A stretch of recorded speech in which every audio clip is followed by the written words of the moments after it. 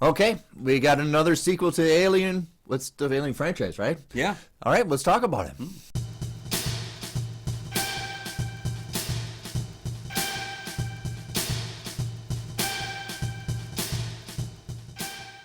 Hey, and welcome back to the show, everybody. I'm one of your hosts, Kyle Goethe from GoatFilmReviews.com. All right, I got to do it. I'm Nick from the St. Paul Filmcast. Thanks for finding us. Thanks for watching. And for our loyal fans, sincerely, thank you for continuing to support the show. Another way you can support the show, join their Patreon. That's got some great content, great deals, and opportunities to tell us what movies we can review on a future episode, with, of course, a shout-out to you as well. Both Kyle and I are members of the Minnesota Film Critics Alliance. Check out that webpage for critics' reviews, as well as ours and Alien. What's going on, as if we didn't know. So, set between Alien and Aliens, Romulus follows Rain and her synthetic sibling, Andy, as they join up with some old friends to scavenge the remains of an abandoned space station in hopes of getting the necessary cryosleep tech to safely travel to a new home.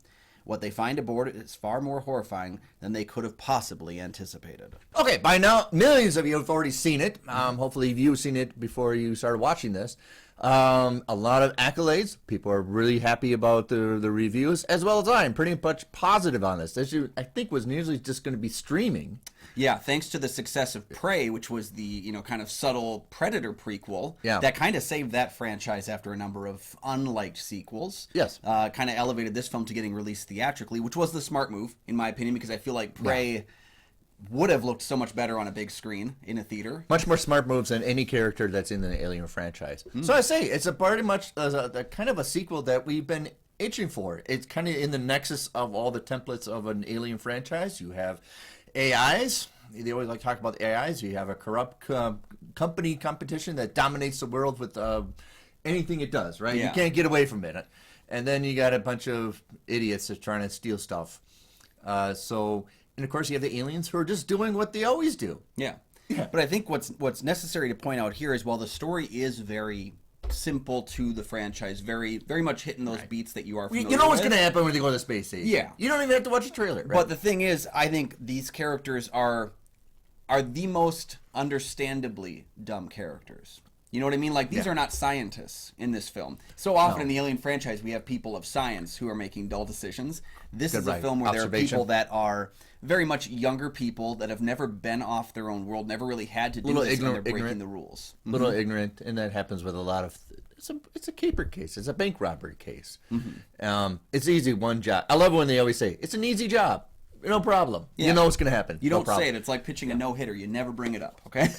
So overall, I'm giving a solid out of a 10. I'm giving like a 7.5. I've been announcing that on social medias.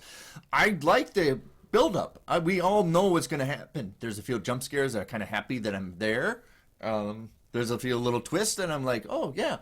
I like that. I like the new AI development, a little more sympathetic, but also there's a little more danger to this AI as well, too. So I think they understand the quality of having an AI character in these stories.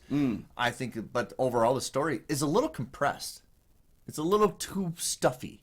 Okay. I think if you aired it out a little bit, maybe even like 3 hours, and I'm not saying just because I like the movie I want it longer, but let the script breathe a little bit. I think you even have a better movie. Yeah, it is bounding from scene to scene pretty quickly, and I think what the benefit of that is that you don't really have time to stop, breathe, and collect your senses. But I agree with you. This is a movie that I really enjoyed. I want to see more of it. So, I would not fault a longer version of the film, because I think it'd just be more good. There's a number of things here that I was discussing with someone else about. It takes old mythology, old ideas, and it recontextualizes them in new ways. I'm a big person who I find the face hugger incredibly disturbing, because I'm not a bug guy, so this thing is a little parasitic bug. The fact that we got more face huggers in this movie was a big win for me, and that action set piece where they're running down the hallway being chased by the swarm of them, excellent. I couldn't have loved that scene more. Everything that it does taking older elements and using them again. I was so surprised. Yes. Yeah. I was so surprised at the amount of other films in this franchise that this one referenced, because the problem with a lot of these legacy sequels is they try to take all the best parts from like the best movies. So I expected this to be very much an Aliens send-up, but I was surprised at the elements that they took from Alien 3, from Resurrection, from Prometheus, from Covenant. Like, this is a movie that really has taken everything that's worked, Right. And also you get the temperament of danger. There wasn't a lot of I would feel like for Prometheus, it was an overall foreboding. You know what's going to happen when they go to the planet. We know what's going to happen to the space station. But to navigate it through having questioning empathies. Also, the locked door and help me, but we can't because you're going to kill us all. Kind of a dialogue that they're having in the conversation. Yeah, it's refreshing. Yeah, I think they understand characters work. Good characters work. Bad characters work because we appreciate when they get murdered. Yep. And I think this one wins for its two lead characters. I think Rain and Andy are really tremendous. And the use of siblings in the motifs that the film picks up. I mean, they're on a spaceship that's Remus and Romulus. Yeah, balance of brothers. Yeah.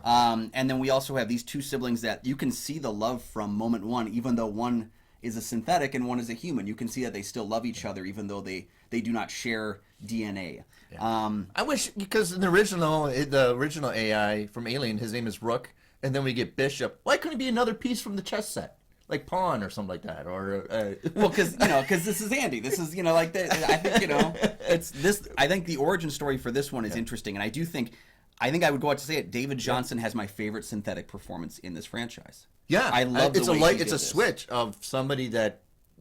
You're convinced it's a computer upgrade. Yeah, from moment one, like I knew before they announced it. I feel like it was obvious, but I knew like from moment one of the movie, I was that's a synthetic. But like they called him a brother. I don't know. And then I'm watching the film, being able to kind of take those parts out. The movie sets itself up nicely, uses all those elements in an interesting way, and I think it's probably the best Alien film since the '90s. I said, I announced it's the best one since Alien 3. Yep. It's. Yeah, and you get your kind of clunky one-on-one battle at the end. We always do for horror movies, and I appreciate it. They're kind of refreshing. I will give it at the end. If you haven't seen it yet, please stop. But I love when we go see movies with film critics, and one of the characters announces she's pregnant, and there's a big like, oh. All the critics, we know what's going to happen. I think it affected me. I think it affected me a lot because Isabella Merced, who plays Kay, the pregnant character. She's fantastic, and in fact, I've been a fan of her since Instant Family, about close to a decade ago. But she actually played Dora the Explorer in the live-action Dora movie. Yeah, she did. Yeah, and I've noticed since she was in that movie, it's not a chameleon kind of performance, but she has a mimic-style performance where she's able to get on the same wavelength of the director, of the cast, and really fit into whatever role she's in. I think she's a phenomenal young actress, and so finding out she was pregnant in the movie made me so sad for her.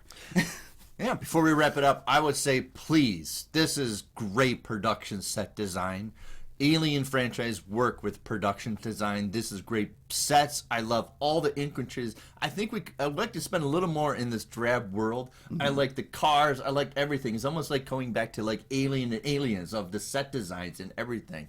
Hopefully they'll get some kind of recognition from the Oscars of kind of production and set designs and costumes. Yeah, because I think Naaman Marshall, who did the production design, worked along with Fede Alvarez, and I think they made the right move to harken back to the production design of the original two films, of the original three films in a lot of ways. And kind of how Force Awakens did that to the original Star Wars, instead of being like, let's just update because that was something I felt like the prequel Star Wars films didn't feel production-wise like the originals, and I think Prometheus and Covenant felt like the technology was too advanced for us to jump from that film to this film, chronologically speaking. Right. This feels like it's part of, it always feels like we just got out of the Alien Part 3 kind of world. Yeah, and so I do hope it does get some accolades. Unfortunately, for all of what I think to be amazing effects across the board, almost entirely throughout the film, there's one piece of really horrible CG that involves a certain character that I found to be so bad that it's going to affect this film's recognition in terms of CG. But most of the alien effects in the film are phenomenal. It's because of the use of practical effects first and special effects to add on to it. Yeah, there's going to be a lot of debate and questions at the end of the third act of this movie.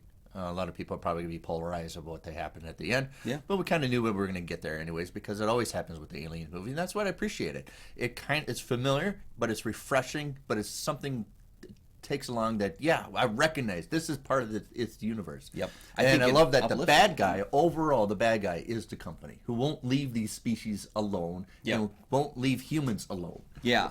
I think, it's a case where the bad guys, almost like in zombie movies, the bad guys are also still the people in a lot of ways too, and these younger people are sympathetic because they're just trying to get to a better life.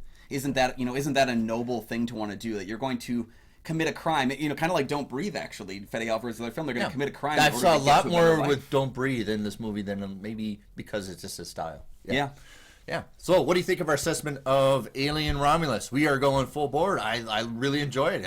Yeah. Yeah, you guys know how much I love Alien 3. I did a video about it like 5 years ago on this channel. I love Alien 3, and I think this movie gets as close as you possibly can to that original trilogy of really what this series is about. And gosh, I can't wait to see what happens next with the Alien TV series that's coming. Hopefully a follow-up to this in some ways. I think 20th Century Studios, keep doing what you're doing. Sit down. The First Omen, Prey, this movie. Keep doing your genre stuff. Pre-plan it and realize where you're hitting it. Yeah, especially with those alien movies. Yeah. So, I would say, once again, I'm Nick from the St. Paul Filmcast. And I'm the last survivor of the Nostromo. No, I don't look that good.